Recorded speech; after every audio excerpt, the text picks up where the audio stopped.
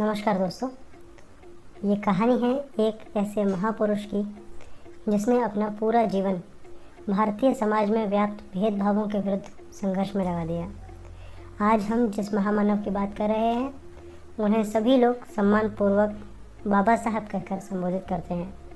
जी हाँ, आपका अंदाज़ा बिल्कुल सही है। ये कहानी है भारतीय संविधान के प्रधान शिल्पकार बाबा साहब डॉक्टर श्री भीमराव रामजी आम्बेडकर की। बालक भीमराव का जन्म दिनांक 14 अप्रैल 1891 को एक फौजी श्री रामजी सकपाल और उनकी पत्नी श्रीमती भीमाबाई सकपाल की 14वीं संतान के रूप में मध्य प्रदेश में इंदौर के निकट हुआ था। इनका परिवार एक ऐसी जाति से संबंध रखता था जिसे उस समय अछूत माना जाता था। जब यह मात्र 6 वर्ष के थे तो इनकी माताजी का देहांत हो गया। इनके साथ बहुत से लोगों ने अमानवीय व्यवहार किया, जैसे कि विद्यालय में सहपाठी इनके साथ बैठने से मना कर देते थे। इन्हें सार्वजनिक कुएं से पानी नहीं पीने दिया जाता था। और तो और इनके द्वारा स्पर्श की गई वस्तुओं को भी दूसरे लोग स्पर्श नहीं करते थे। यह सब केवल इसलिए कि इनकी जाति को अछूत माना जाता था। इनके साथ लोगों का व्यवहार कितना बुरा था, इसे समझने के लिए एक छोटी सी कहानी सुनिए। बालक भीमराव एक बार अपने भाई के साथ अपने पिता से मिलने के लिए जा रहे थे। रास्ते में उन्होंने एक बैलगाड़ी कर ली। बैलगाड़ी वाला एक तथाकथित ऊंची जाति से संबंध रखता था। जैसे ही बैलगाड़ी वाले को इनकी जाति का पता चला, उसने इन दोनों भाइयों को बीच रास्ते में ही बैलगाड़ी से उतार दिया। इसके बाद बहुत मान मनोबल करने के बाद दोगुना किराया लेने की शर्त पर बैलगाड़ी वाला मान गया। मगर अब बैलगाड़ी इन बालकों को हाँकनी थी और बैलगाड़ी वाला पीछे पीछे पैदल चल रहा था। रास्ते में जब इनको प्यास लगी तो लोगों ने इन्हें पानी देने से मना कर दिया, क्योंकि बैलगाड़ी वाला सबको इनकी जाति बता दिया करता था। इस तरह भूखे प्यासे ये किसी तरह बैलगाड़ी को हाँकते हुए अपने पिता के पास पहुँचे। यद्यपि अपने जीवन में बाबा साहब को कुछ अच्छे लोग भी मिले, जिन्होंने इनकी कुशाग्र बुद्धि देखकर इनकी मदद की। ऐसे लोगों में इनके एक ब्राह्मण शिक्षक भी थे, जिनका उपनाम आम्बेडकर बालक भीमराव के नाम से जुड़कर अमर हो गया। अपने सहपाठियों और कई शिक्षकों के दुर्व्यवहार के बावजूद भीमराव जी ने कभी हार नहीं मानी और मन लगाकर पढ़ाई की तथा वर्ष 1907 में बॉम्बे के एल्फिंस्टन हाई स्कूल से मैट्रिक की परीक्षा पास कर ली।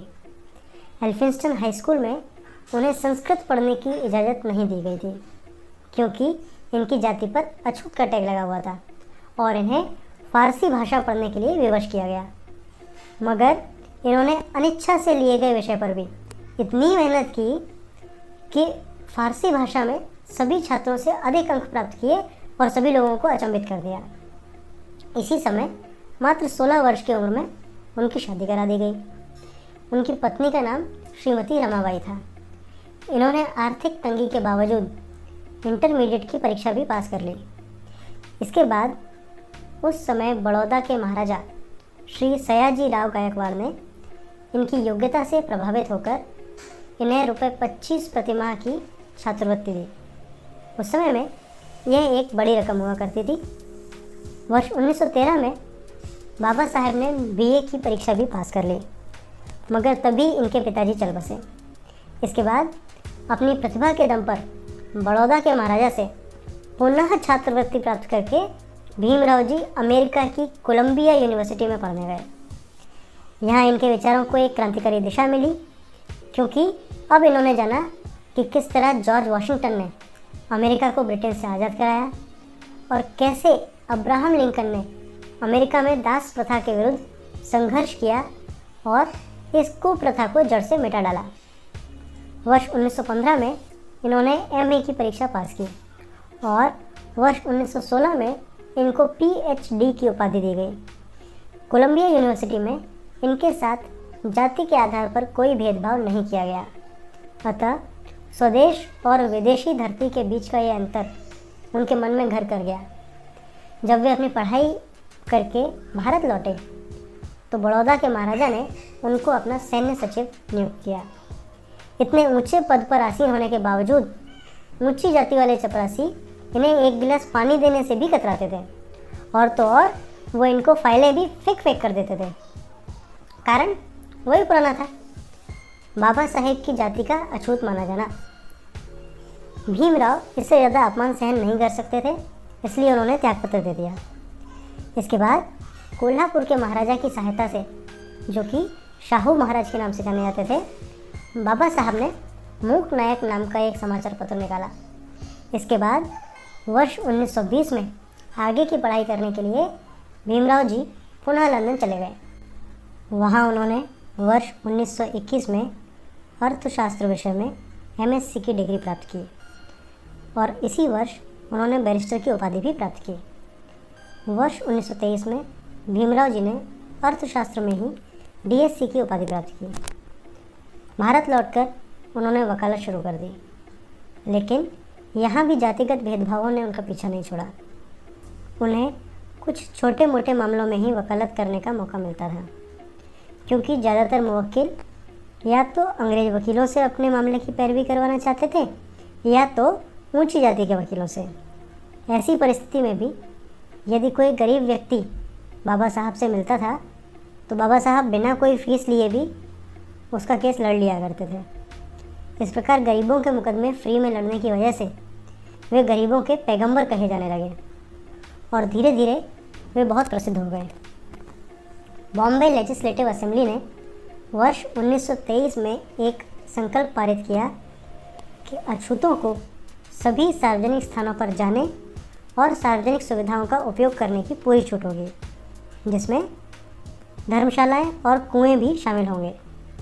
मगर यह संकल्प कई वर्षों तक सिर्फ कागज़ों की शोभा बढ़ाता रहा और कानून के रूप में लागू नहीं कराया जा सका। वर्ष 1925 में बाबा साहब ने बहिष्कृत हितकारिणी सभा की स्थापना की। जनवरी 1927 में उनको बॉम्बे लेजिस्लेटिव असेंबली का सदस्य नामित किया गया। मार्च 1927 में बाबा साहब ने महाड सत्याग्रह का नेतृत्व किया, जिसमें लगभग 5000 अछूत माने जाने वाले व्यक्तियों ने महाराष्ट्र के महाड नामक स्थान पर चौदार तालाब का पानी पीकर यह संदेश दिया कि सभी मानव बराबर हैं, ना कोई छोटा ना कोई बड़ा। लेकिन कुछ अति अभिमानी लोगों को यह कृत्य पसंद नहीं आया और उन्होंने इस शांतिपूर्ण सत्याग्रह में भाग लेने वाले सदस्यों के विरुद्ध हिंसा का प्रदर्शन करते हुए उनसे मारपीट की। हालांकि कई बुद्धिजीवियों ने इस कदम का खुले दिल से स्वागत भी किया, जैसे कि वीर सावरकर ने महाड सत्याग्रह का समर्थन करते हुए कहा, अछूत कहे जाने वाले व्यक्तियों के सभी मानवाधिकार उन्हें वापस दिलाना हिंदू धर्म का बाध्य कर्तव्य है, क्योंकि यह लोग भी उतने ही हिंदू हैं जितना कि खुद को ऊंची जाति का समझने वाले लोग।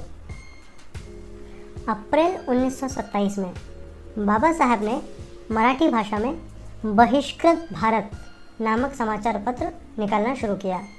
इस समाचार पत्र ने असमानता से जुड़ी सभी घटनाओं की घोर निंदा की और समानता के लिए आवाज़ बुलंद की तथा अछूत समझे जाने वाले लोगों के मानवाधिकारों के लिए अथक प्रयास किए।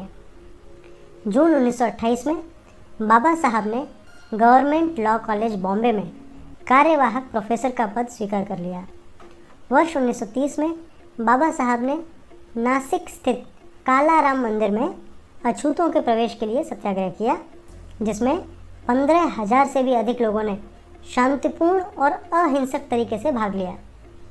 बाबा साहब ने नवंबर 1930 में लंदन में आयोजित प्रथम गोलमेज सम्मेलन में भाग लिया और भारतीयों के प्रति ब्रिटिश नीतियों की तार्किक आलोचना की। वर्ष 1930 में ही उन्होंने जनता नामक समाचार पत्र निकालना शुरू किया। बाबा साहब ने सितंबर 1931 में द्वितीय गोलमेज सम्मेलन में भी भाग लिया। 22 सितंबर 1932 को पुणे की यरवदा जेल में आमरण अनशन पर बैठे महात्मा गांधी के साथ बाबा साहब ने पूना पैक्ट पर हस्ताक्षर किए। इससे न सिर्फ महात्मा गांधी जी का अनशन बंद करवाया जा सका, बल्कि शूद्र कहे जाने वाले भारतीयों के अधिकारों की रक्षा भी हो सकी। बाबा साहब ने नवंबर 1932 में तीसरे गोलमेज सम्मेलन में भाग लिया। इस प्रकार वह एकमात्र भारतीय थे जिन्होंने तीनों गोलमेज सम्मेलनों की भागीदारी की। वर्ष 1935 में उनकी पत्नी का देहावसान हो गया। 30 अक्टूबर 1935 को इस विचार से प्रेरित होकर कि हिंदू धर्म में जातिगत असमानताओं के विनाश की कोई संभावना नहीं है, उन्होंने यह घोषणा की कि मैं हिंदू पैदा जरूर हुआ था मगर हिंदू मरूंगा नहीं। अगस्त 1936 में उन्होंने स्वतंत्र श्रमिक पार्टी की स्थापना की। 7 नवंबर 1938 को बाबा साहब ने श्रमिक बिल के विरोध में एक हड़ताल का आयोजन किया। जून 1942 में उनको वायसराय की कार्यकारिणी परिषद में शामिल कर लिया गया। 20 जुलाई 1942 को नागपुर में एक भाषण में बाबा साहब ने भारतीय समाज के सभी कमज़ोर वर्गों को नारा दिया कि शिक्षित बनो, संगठित रहो और संघर्ष करो। बाबा साहब ने 20 जून 1946 को बॉम्बे में सिद्धार्थ कॉलेज की स्थापना की। वर्ष 1946 में बाबा साहेब को संविधान सभा का सदस्य चुना गया और 29 अगस्त 1947 को उन्हें संविधान सभा की ड्राफ्टिंग समिति का अध्यक्ष चुना गया। 4 नवंबर 1948 को बाबा साहब की अध्यक्षता में ड्राफ्टिंग समिति ने एक संविधान का मसौदा तैयार करके संविधान सभा को विचार विमर्श के लिए औपचारिक रूप से सौंप दिया। यह मसौदा कुछ संशोधनों के साथ 26 नवंबर 1949 को संविधान सभा द्वारा अंतिम रूप से स्वीकार कर लिया गया। सितंबर 1951 में महाराष्ट्र के औरंगाबाद शहर में बाबा साहब ने मिलिंद कॉलेज की स्थापना की। 14 अक्टूबर 1956 को उन्होंने जाति व्यवस्था से पूर्ण मुक्ति पाने के उद्देश्य से और समाज में समानता स्थापित करने के लिए नागपुर में बौद्ध धर्म की दीक्षा ली और हिंदू धर्म त्याग दिया। 6 दिसंबर 1956 को मानवता के इस महान दूत ने भौतिक संसार से विदा ले ली। इस वीडियो में बताई गई बातें तो एक झलक मात्र हैं। बाबा साहब के महान कार्यों को वर्णित करने के लिए कई घंटों की वीडियो भी कम पड़ जाएगी। वह सच्चे अर्थों में एक मानवतावादी थे। उन्होंने स्वयं कहा था कि ब्राह्मण विरोधी वह नहीं है बल्कि वह ब्राह्मणवाद के विरोधी है, अर्थात उन्हें समाज में भेदभाव और असमानता बर्दाश्त नहीं थी।